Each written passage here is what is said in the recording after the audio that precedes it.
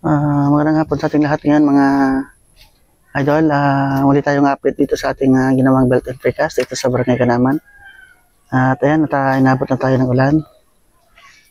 Ito yung ginawa natin belt and precast mga idol.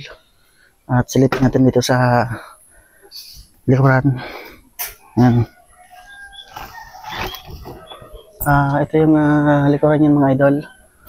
Yan, bali may design siya.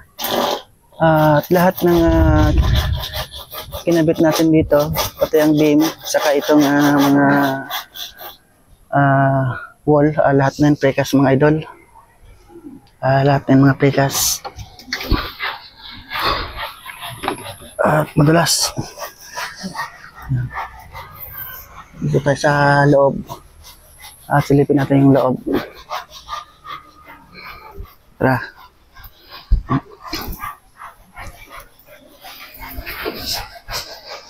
Dito na yung loob na ating ginawa mga idol. Ayan.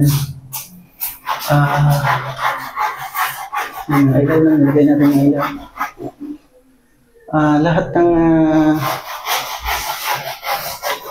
beam yan, lahat na fabricated yan, pati wall, pati itong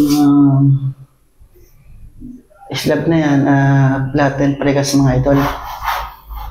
Wala na dyan hollow blast kahit isa. Wala na rin dyan bininis, lahat things na yan. Puro fabricated na ang ating ginawang belt and precast mga idol. Saka yung kinabit natin na sliding window. Wala dito kahit isang box mga idol, lahat precast ito.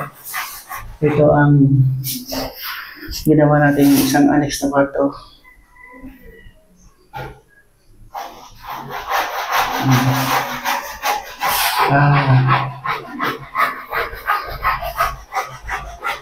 Isang huning nilagyan natin dito ng butas kasi lagyan natin dito ng exhaust yung sa aircon.